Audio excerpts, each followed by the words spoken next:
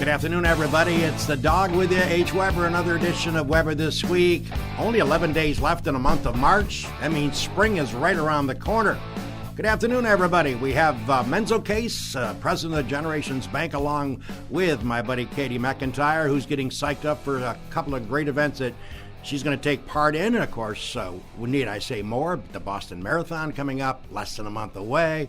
And, of course, the Right to Run race in May, which will be a 19K scenario. And it's good to have Katie and Menzo join me. They've been on before. It's good to have you along. Katie, thanks for coming in. It's nice to be here. And Menzo's always good seeing you. How you doing? Good? Hey, doing all right, Doc. That's great.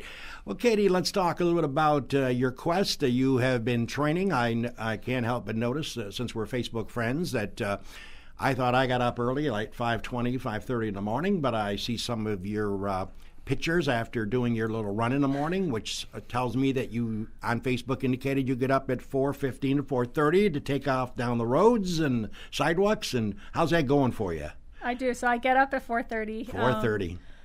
Most mornings, I have a couple of rest days in there too, but most mornings I'm up at 4:30, which means I need to go to bed really early too.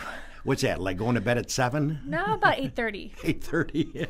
Now tell us about what you do. How far do you run? And so I have an app on my phone that has a training schedule. So during the week I'm running between, I started at 3 miles. I'm running about 4, 5, 6 miles during the week, and then I have longer runs on the weekend. So this weekend, actually, my mom's coming into town. We're going to run the Syracuse Half Marathon on Sunday. And now, of course, leading up to the ultimate, which has got to be an ultimate for you, running in the Boston Marathon, which you tell me you've got your confirmation and you're all set to go.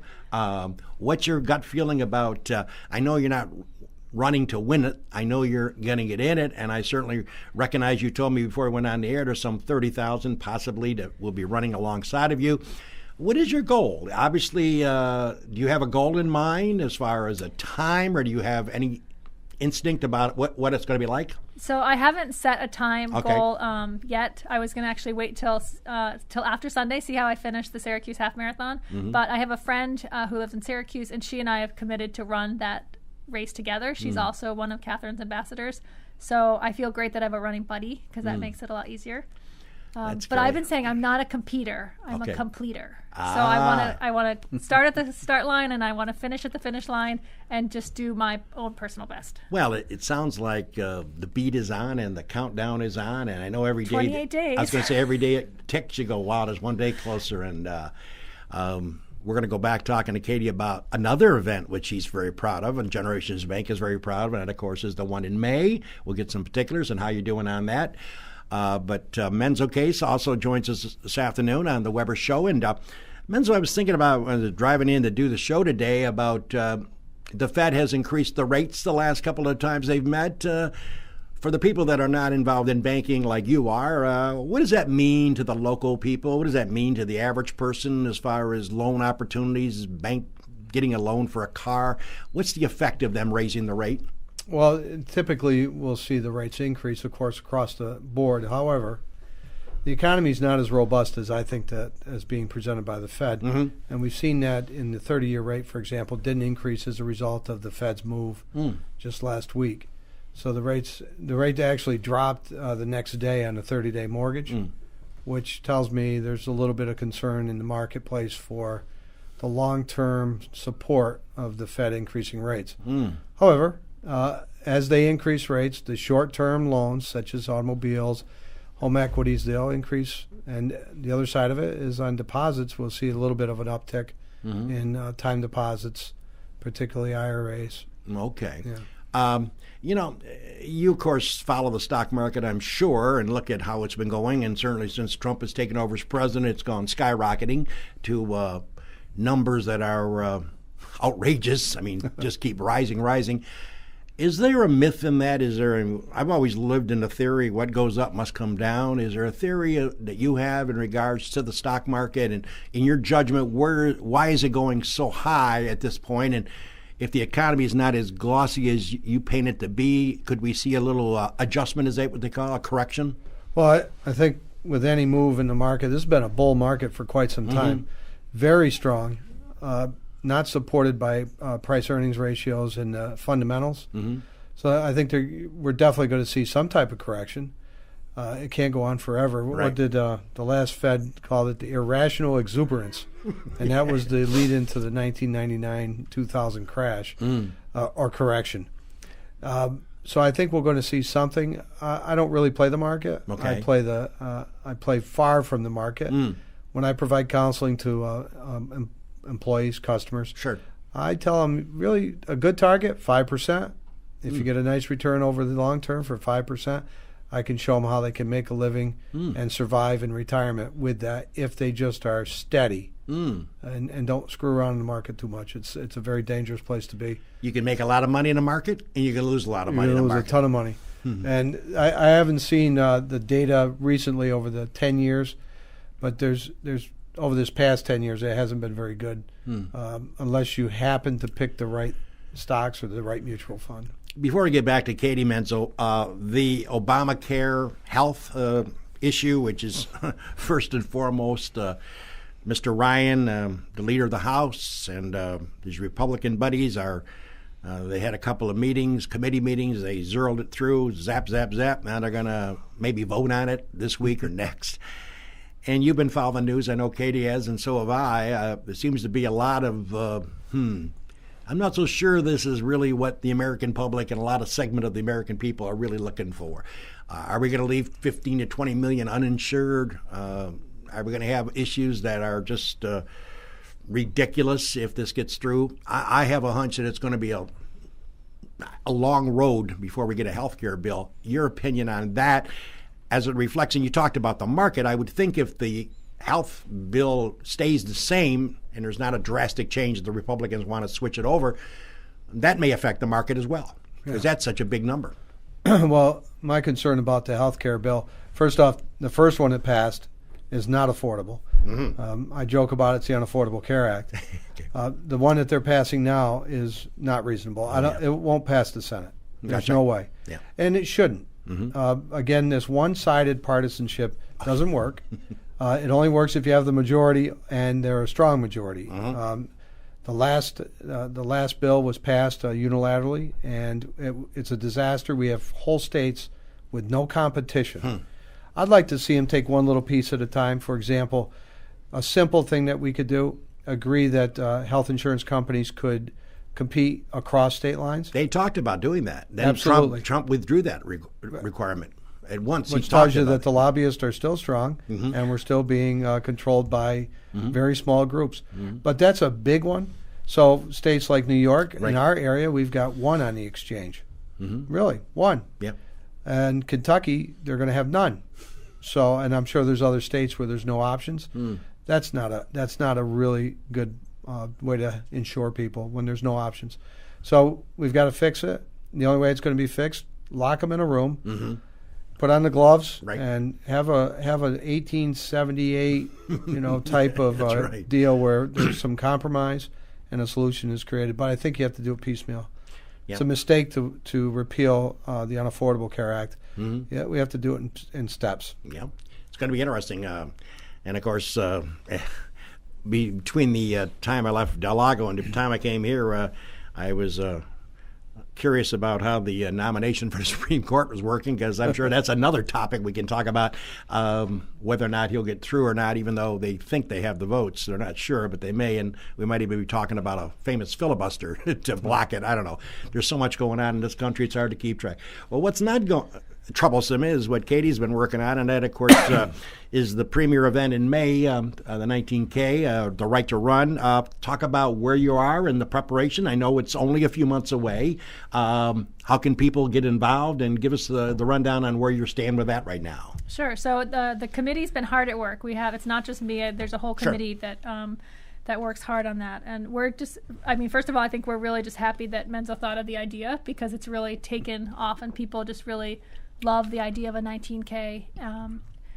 And so we have folks who are already signing up, and we expect that many more will sign up before the 31st, because the prices do increase at midnight on the 31st.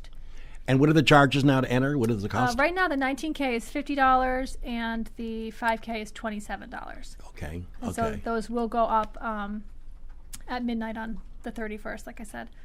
But we're excited. We have some new things happening this year. The Girls on the Run, girls out of Elizabeth Cady Stanton School, they're all going to be running. So we have 120 of them, 60 girls and 60 parents or buddies. So instead of just being at a water station and cheering on the other runners, they'll be running along with their principal. You mentioned you're a member of a committee. How many members on that committee work on this? The core committee is, there are 5 of us. You give us their names? Sure. Menzo is on the committee. Anne-Marie Graziano. Sure. We have Shelley Cornett and Meg O'Connell, and then I'm on the committee too. Great.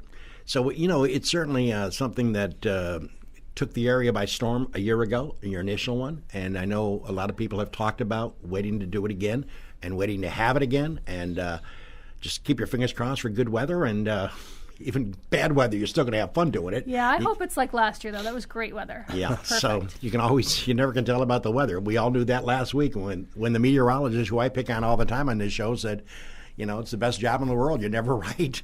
But, hey, they called this storm for lasting 2.5 to 3 days, Menzo, and they were right. Yeah. It started snowing and didn't end for like 3 days. It's true. 24 inches of snow. Amazing. So I had to 38 at my house. So. I had to apologize to the meteorologist, who I seem to pick on all the time with their I always thought that's a job to get. Just say what you want. It's not going to happen, but I got to give them credit. They called it perfectly, because I couldn't believe. I looked out my apartment window and I said, it's starting to snow to Mary, and she goes, yeah. I said, according to the forecast, it's supposed to snow for the next 2.5 days, and it did. It was pretty scary. So I got to give kudos to the meteorologist. This is Weber This Week. Menzo Case and Katie MacIntyre join us. We're going to talk to them about many more issues, and we're going to talk about some sports issues. We take our break right now and catch out with the great sponsors. And I had breakfast at one of my sponsors today, the good old McGee Diner. Gary's a legend out there. It was great, by the way, Gary. We'll come back.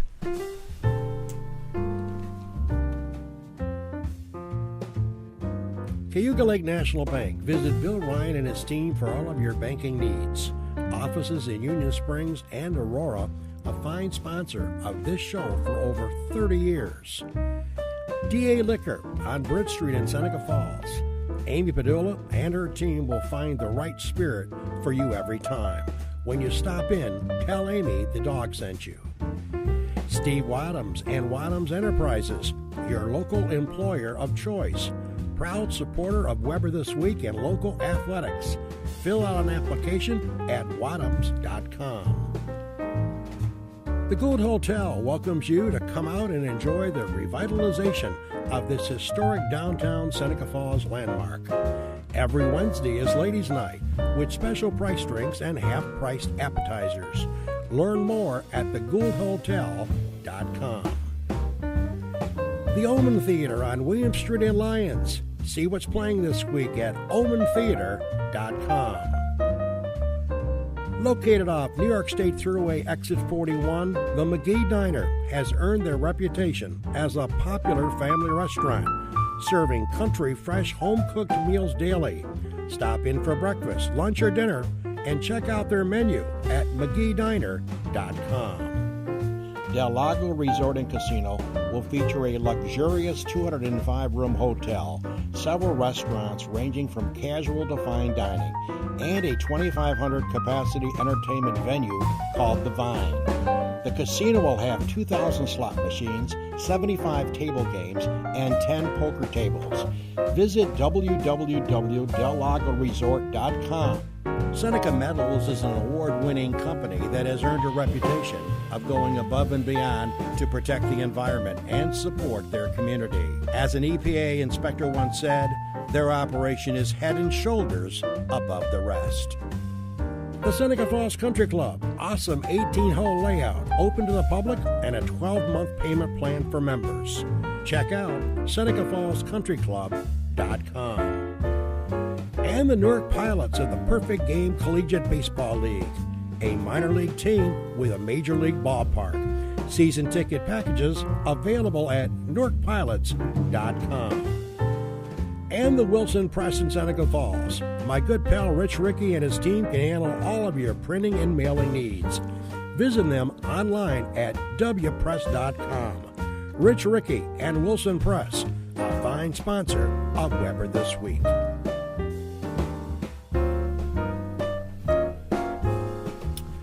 Hey, by the way, a couple of kudos to all of my sponsors that make this show possible, but I told you earlier before we took the break, I had breakfast out at the McGee Diner. I hadn't been able to get in there. He's so busy with the casino down the street.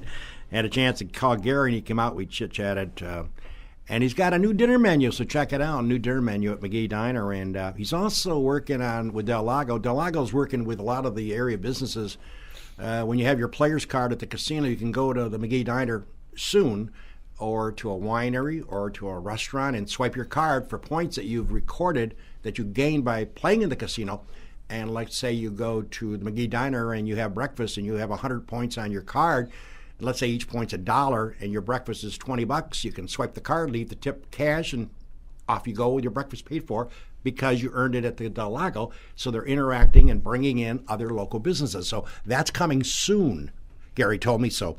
Good news on that. And also check out his new dinner menu.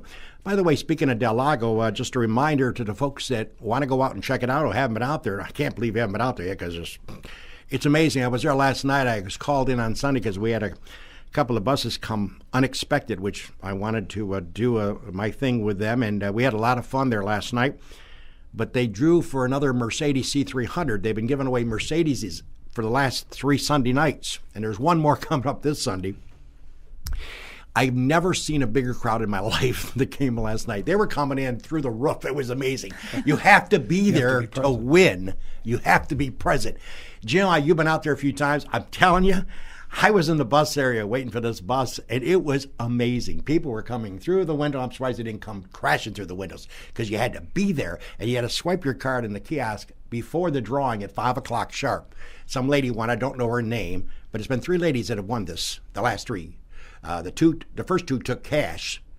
I think it's 18 or 20 grand. They took the cash option, but I don't know if the lady last night who won took the car or not, the Mercedes C300. There's one more drawing coming up this Sunday night, the last one of that, okay? You got to be there to win. So it's amazing. I've never seen that many people in my life, but they were all there last night. And it's funny, once they draw the name at 5 o'clock, if you don't win, 30% of them leave, hit the road. And there's a lot of people that stick around to gamble and have some fun. Hey, by the way, before we get back to Menzo and Katie, I would be remiss if I didn't run a few sports topics by you. South Seneca girls, what can I say? I had the opportunity in my career as a broadcaster when I did basketball year in and year out, way back when, and now that I work for Jimmy here at Finger Lakes One, all you can say is kudos, phenomenal, great, nothing to be ashamed of. You had a sensational season. You won the state title a year ago. Most people thought you were going to win another one. It didn't happen. You had an off game. You lose by 18. It's not the point. You played great. You should hold your heads up high out in the South End. Everybody connected with those girls should be very proud. All the coaches did a wonderful job. Everybody here at Finger Lakes, I know Jimmy was on the road for the last, seems like 12 months traveling around. Jimmy, what can you say? There's nothing but you can say but tremendous effort by the South Seneca ladies. Tremendous. Yeah, people, unfortunately, when you win a state title, which is really, really difficult to do. The ultimate, yeah. There's so many schools in each class across the whole state. Right. But you win one, and you have a young team, and almost the whole team is back the next year. People think, well, they'll just win another one just like that. But it's not that easy. It's basketball. You're playing 32 minutes. And when you get to the state tournament, the other teams are obviously very good. And so I was saying all towards the second half of the season that, look, so no guarantee that South Seneca is even going to get back there. So when they did, that's a tremendous accomplishment. And there's only one girls basketball team in all of Section 5 that has 3 state titles, and that's Rush Henrietta. And then there's just a handful with 2, and South Seneca is one of them. So South Seneca had a chance to be the second to win 3. Right. And then one last quick thing about South Seneca. 3 teams in Section 5 have won 5 straight sectional titles. One's Kendall, when Roosevelt Bowie played for him, great Syracuse center. Yep. The other 2, South Seneca boys in the early 1970s and South Seneca girls, 98 to 2002. So all of Section 5, two of the 3 are South Seneca. So it's just interesting that the south end of Seneca County has produced so much, such great basketball lineage. And, of course, as you know, Mike Hopkins has had, 58 opportunities to become a head coach. He's been offered 60 jobs. He's never wanted to go because in writing he was going to take over after next year from Jim Boeheim. That's all changed. He finally accepted a job as head coach out in Washington, Seattle. And now Jim Boeheim's, they've extended his contract. He'll probably coach till he's 100, which kind of surprised me because on my Facebook page, I needle about the fact that he's so grumpy and so miserable lately. I mean, he's been sort of miserable all his life. He's not a good interview, trust me, because he just, oh my God, he badmouths everybody who asks Or a he's question. a great interview. Well, he might be a great because he just. Like most coaches' press conferences are boring. They're like, our kids worked hard. Oh, but Jimmy, oh, God. Jimmy always you never know what he's going to say. Yeah. And oh, yeah. But it's so much better. Yeah, but I cracked up. Hopkins has had so many chances to become a head coach. He never took a job. He's got 1 year to go, and then he's going to get the head job at SU, which is a phenomenal program with great athletes year in and year out, and he leaves. Sort of cracks me up. But Jimmy will be there until he's 100. And I was surprised because his son is going to Cornell, Big Red. And he's a heck of a basketball player, and I was kind of surprised thinking Jim would leave to maybe travel with the son and check him out on the road games, etc., or go to the Cornell campus. So that kind of cracked me up. By the way, I was telling Menzo and Katie, I saw an amazing stat this morning. ESPN reported they got 18 million brackets for the NCAA tournament. 18 million.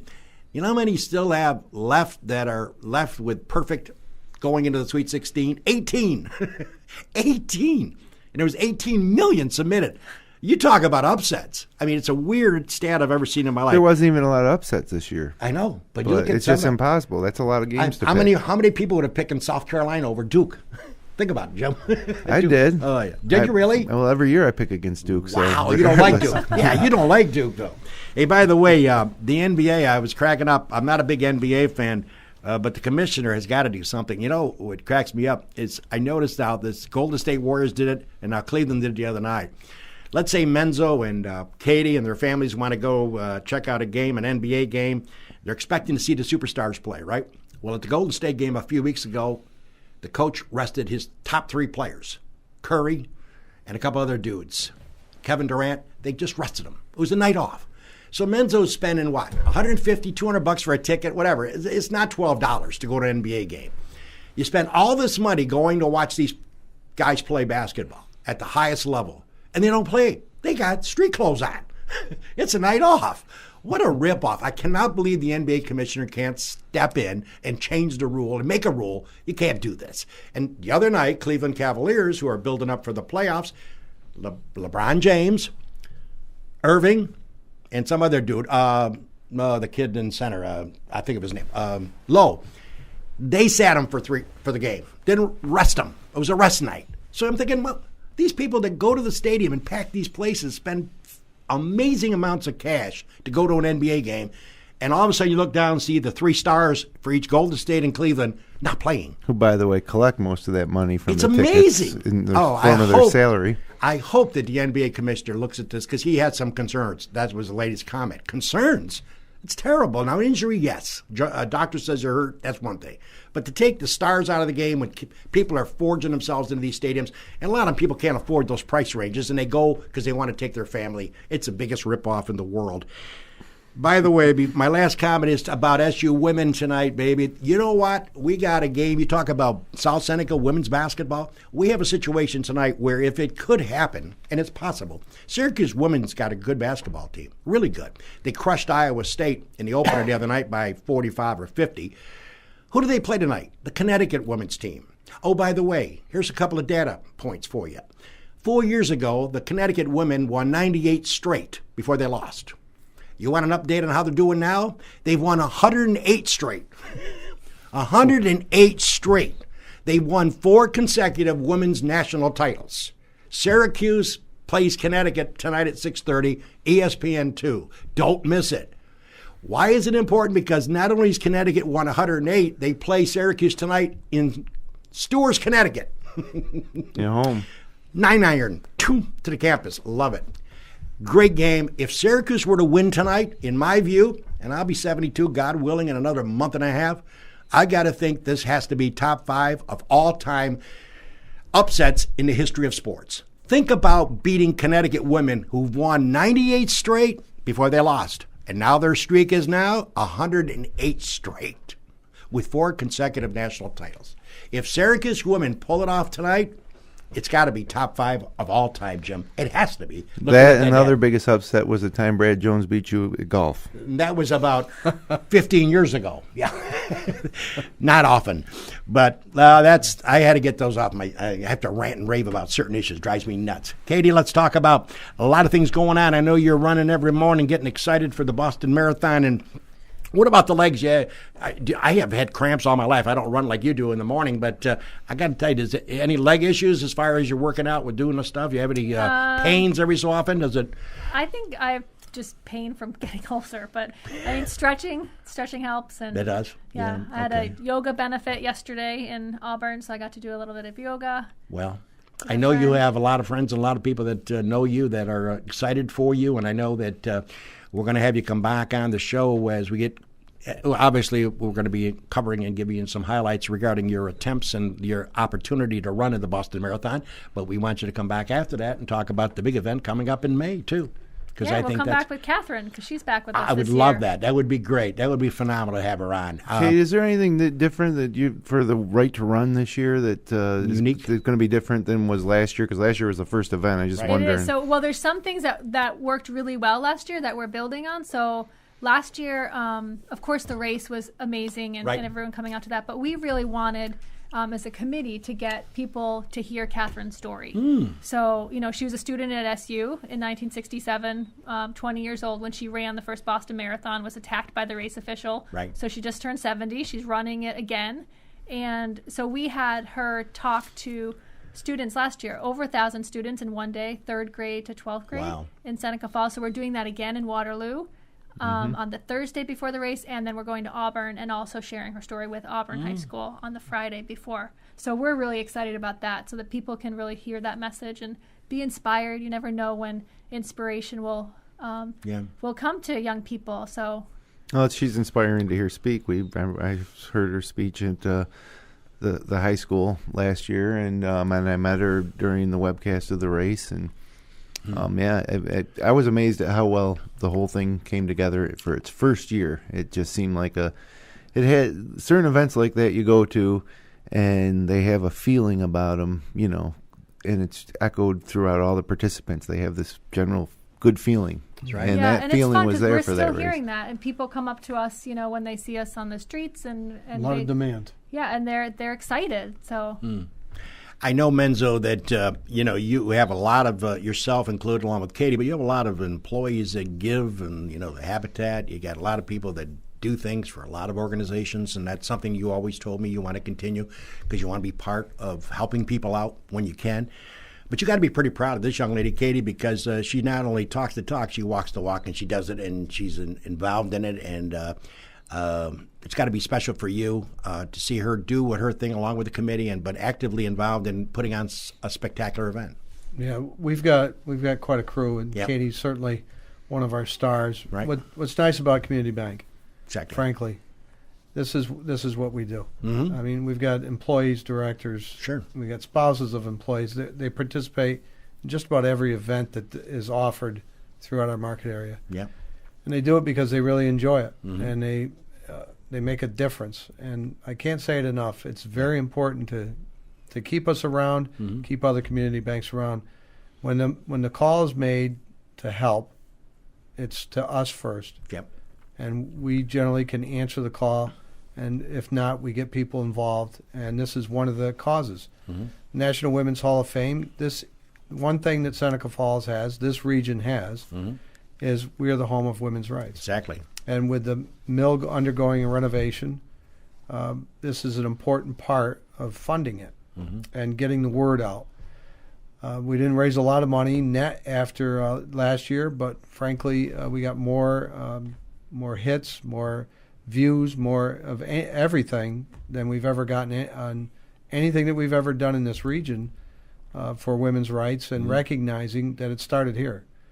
And this race is a lot of fun. It's just a lot of fun. So I think we're going to see more runners. I hope to see 1,500.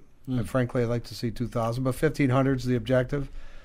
We tried to expand a little bit, but we've got a few things that we've got to get worked out. There should be 5 races, and we'll get there. Good. We'll get there. It'll be a lot of fun. Well, Katie, we'll keep you posted, and I look forward to following your lead up to the Boston Marathon, and good luck to you on your ability, and I know you'll come through regardless how you finished. You're going to finish, and you'll do it in grand style. So thanks for coming in. Thank you. And you reached your goal, your funding goal for the Catherine Switzer? I did, and now they want me to raise it to $10,000. Well, where should people go if they want to help? Yeah, that's right. So there's a team goal for the 120 people who are running with Catherine from 20 countries, and you can find it on CrowdRise and look for 261 Fearless. 261, which is Catherine Switzer's bib number So when she 261 was her ran. Boston bib number. Gotcha. By the way, before we sign off, special show next week. Of course, the timing is perfect, by the way. Greg Lazaro, town supervisor, will be my special guest next Monday at 3 o'clock. Why is that important? Because there's going to be a public hearing a week from Wednesday regarding the potentiality, I don't think there's a potentiality, they're Local Law 3 versus Local Law 2. As you all remember, the vote was held in December. Mary Saratori and Annette Lutz, along with a couple other members, voted for the Local Law 3. Again, Seneca Metals, obviously, and then Seneca Metals filed suit. And now there is talk, not only talk, there's a conjecture on my part anyways, and I'll throw it out there, that them votes might be on the board now to reverse that, repeal that, and put Local Law 2 into play, which is more of, how do I say it? Negotiate versus litigate. That's the theory, and Greg Lazaro will be here to talk about that because it's a big meeting, and it's going to be held a week from Wednesday, starting at 5 o'clock, and we'll have to wait and see if that vote does take place. Do you know where that's going to be? I think they were talking about the community It's center. going to be at the community center. Because The new town office won't hold it. Oh, God, No. no. No. Surprisingly. They'll get started on that community building. No, I know. But it's going to be an interesting discussion. Greg Lazaro is my special guest next Monday. The timing couldn't be better for me anyways than him because the hearing is a week from Wednesday. So we'll have a chance to get fresh news from Greg and find out where this may end up going. Looks like, I don't know, we'll see what happens. Personally, I would hope that we would negotiate versus litigation. Nobody ever wins in litigation, in my view. Nobody ever does. It costs a lot of money. And sometimes you never get the result you're looking for. So for Menzo Case, along with Katie MacIntyre, it's a Dog H. Weber bidding farewell. Have a great week, everybody. We'll catch you next week.